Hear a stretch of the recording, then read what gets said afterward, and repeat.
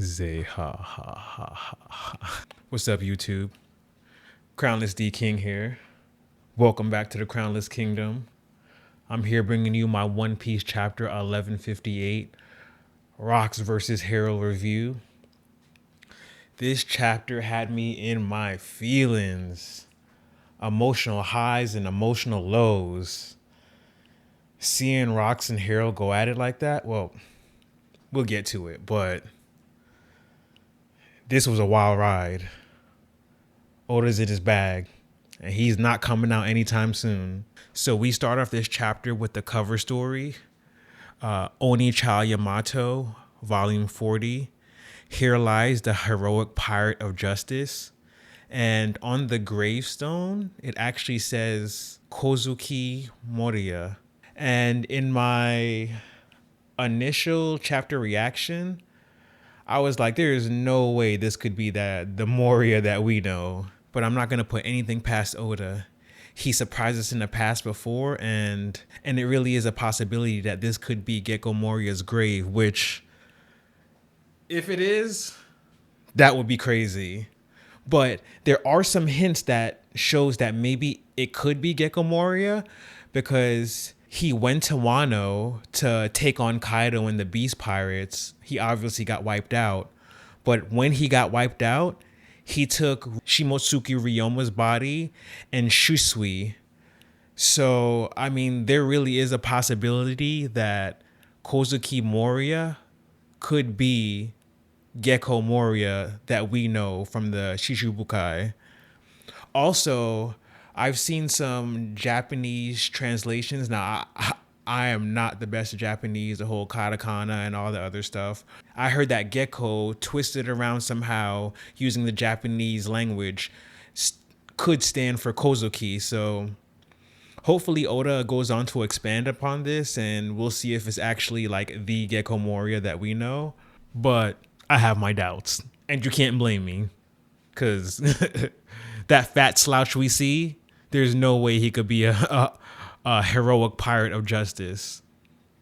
But if I'm wrong, I'll eat that. So we start off the chapter on the Odo Jackson with Gold D simping, and he has this super pouty look on his face, like he's upset about something. And we go on to see that sometime earlier, Rayleigh pulled him to the side and showed him a note that Shaki gave him personally during the Kuja Pirates and Roger Pirates' last little scuffle. And the note read, "Come and get me, signed Shakuyaku." And this makes Roger a little upset, because we all know that Roger is infatuated with Shaki, so he feels some type of way. And Rayleigh's doing what he's doing. He's just playing it cool and nonchalant, like, hey, you know, I'm not saying she's not beautiful, but I just don't want to be tied down. I became a pirate for the freedom. So after hearing this and seeing how disinterested Rayleigh is, Roger gets a little bit more hope. He declares that he's not done simping yet and decides he's going to pull up on Hachinosu and attempt to woo Shaki over. We'll see how that goes. So we move on into the chapter, and we actually cut over to the Holy Land Mary Joas, and we see a young, dashing, studly looking Garling talking to the Gorosei, and he's explaining to them that he docked at an unaffiliated nation island, and he made some type of huge discovery there. And in doing so, he attempted to get said island to join the world government, but they declined to do so, which we all know where that's going to lead with the celestial dragons, how they are. He goes on to tell the Gorosei that this island is named God Valley, and due to this unexpected discovery, he says that he highly recommends that the next genocide games, where they hunt rabbits, should be held at God Valley. So after reading the chapter a few more times, it really starts to unravel how like evil Garling and I guess, you know, the other celestial dragons are, because we see that he meets a woman on the island and eventually they have twin boys together.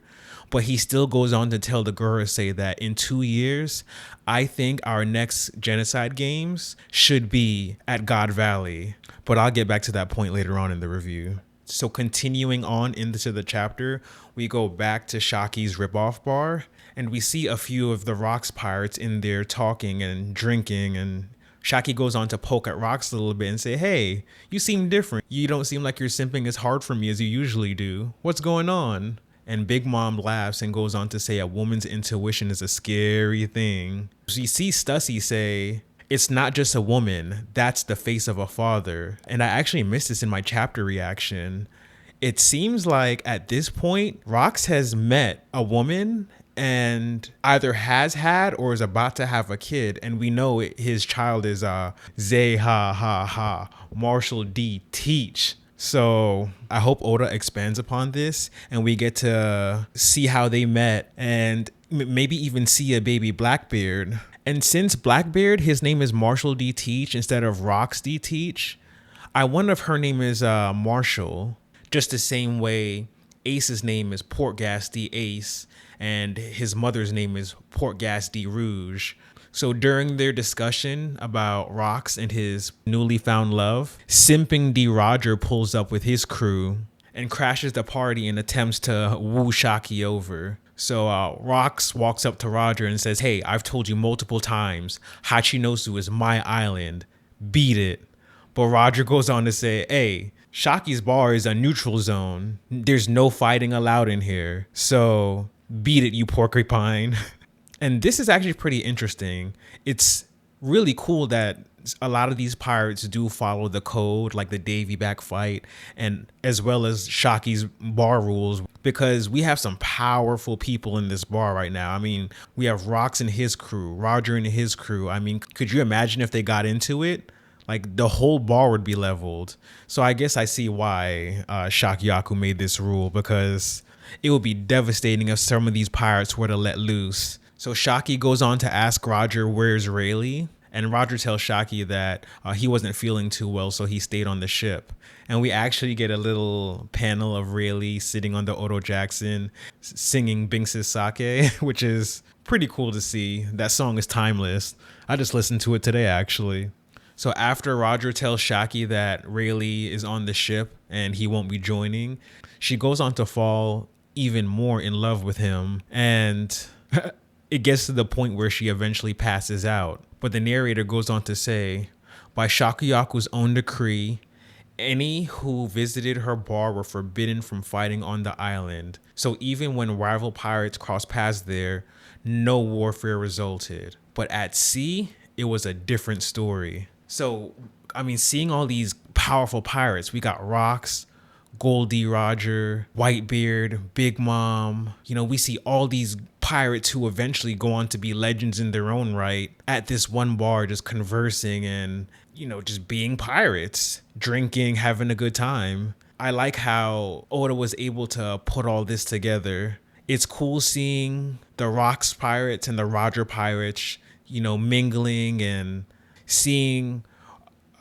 Roger ask for Whitebeard so he can have a drink with him, and seeing Big Mom interact with Roger is super cool, knowing that Roger goes to Totland and gets a copy of Big Mom's road poneglyph rubbings, as well as when Big Mom was defeated in Wano by Law and Kid. She's thinking about Roger and how if it wasn't for him starting the great age of piracy, you know, none of this would have ever happened and she would have got to, you know, stay on top forever or for the rest of her life. So I'm a small YouTuber.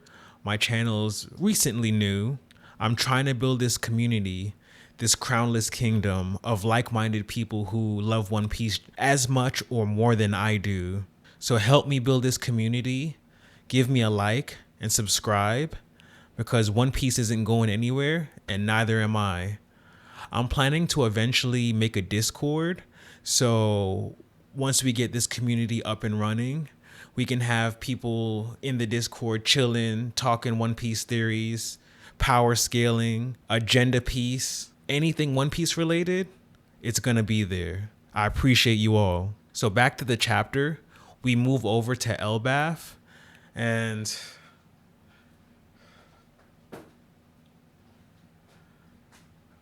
remember how I told you about those emotional highs and lows? We actually see Rox and Harald clashing on Elbaf, and it's absolutely insane.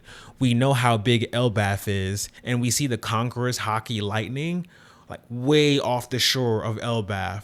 So these guys are super powerful. You see Loki and Harden holding on to trees, trying not to get blown back by all their clashing. And the trees just break. The animals are running for their lives. And we see Harald and Rox just going at it. And Rox is trying to talk some sense into Harald, saying, hey, there's no way you can't understand that the world government is just going to use you and the giants as a weapon.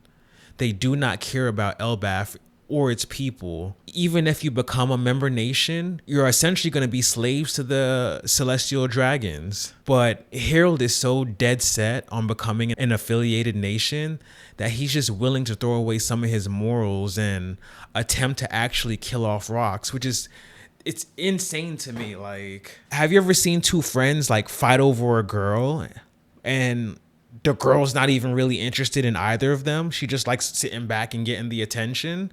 That's what I feel like is going on here. And just watching Harald fall into this trap set by the celestial dragons, it hurts me to my core, because the bond that he's built with Rox over this past decade plus, it's just sad to see that he's willing to throw all that away for an opportunity to be an affiliate nation with the world government. I feel like if Harald were to just keep doing what he's been doing and going to these different nations and, you know, being diplomatic and showing them that giants are and can be good, he wouldn't need the world government. He wouldn't need to be an affiliated nation. The people of the world could see that Elbaf is a great nation all on its own. I mean, think about if Harold and Rox really were to team up and take down the Holy Land Mary Joas. Even though Rox is like a bad guy, I still think the world would be much better off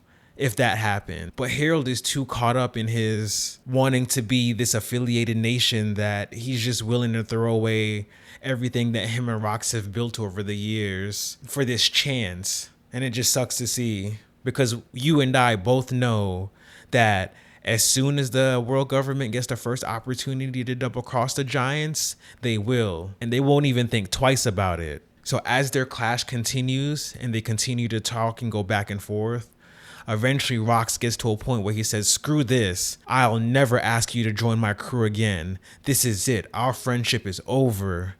And as much as I hate seeing them fight, I can't wait to see this get animated. Toei, I want you to put the same work you did in the Luffy versus Kaido fight into Rox versus Harald. Like, I want to see it flushed out 150%, 200%. Just seeing them clash on these pages and go back and forth, it's incredible. As much as I hate seeing them fight, the power scaler in me loves it as well. And the narrator goes on to say they could not see eye to eye.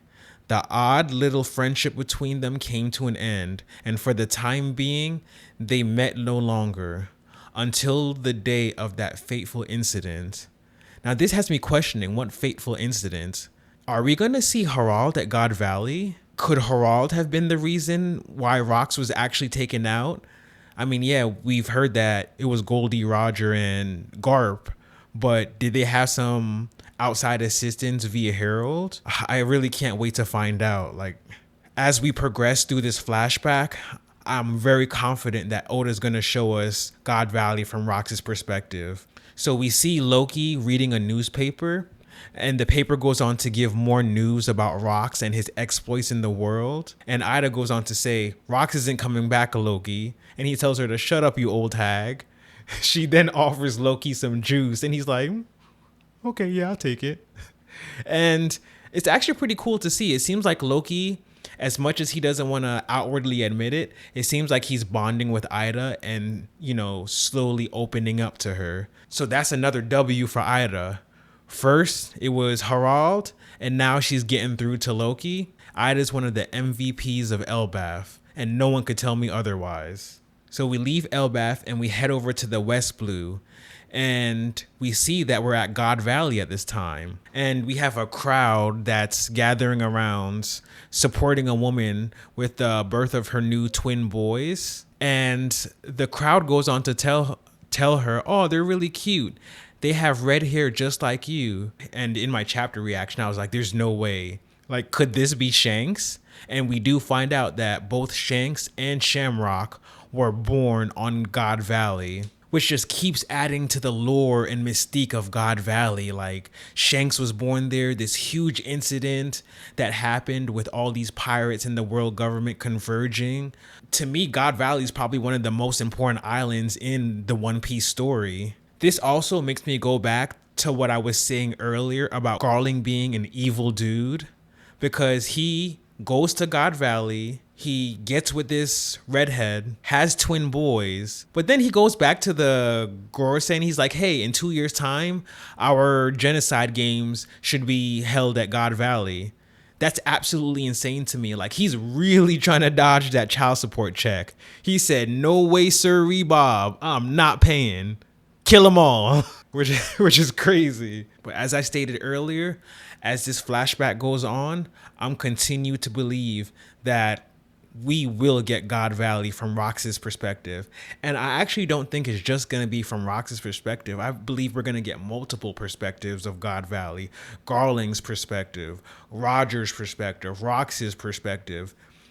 I'll even go on to say that Harold's perspective, because what other incidents could they have met up in? And I hope we also get to find out what resource was on God Valley that interested Garling so much. Like, was it some powerful devil fruits? Like, was it an ancient weapon? I'm really wondering what it was that really piqued Garling's interest in God Valley to make him make God Valley a member nation of the world government. But yeah, I'm going to give this chapter a 9 out of 10. It's just adding so much lore to the story and world building of One Piece. We're starting to really unravel what went down at God Valley and how everything played out. This was a great chapter. Oda has been on a roll, and it doesn't seem like he's going to stop anytime soon. We're really starting to get into the thick of it. One of my favorite arcs in One Piece is the Marineford War. The scale of it is just incredible. And now it feels like God Valley is going to eclipse Marineford tenfold. Just all the different forces at work converging and coming together. It's going to be incredible to see how everything plays out. It seems like Oda is just living in his bag, and I don't want him to come out. But yeah, let me know any thoughts, theories, anything that I may have missed in the chapter that you picked up on. Yeah, let me know down below in the comment section. I'm trying to get to 50 subscribers by the end of September. So please like, subscribe, comment. If there's anything better or if there's more things that I can improve on, definitely let me know. You know, I really am trying to build a community. This crownless kingdom is not just for me, it's for all of us.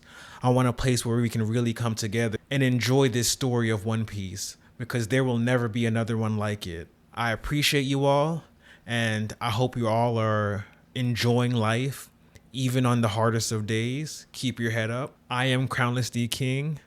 Stay safe, stay blessed. One love.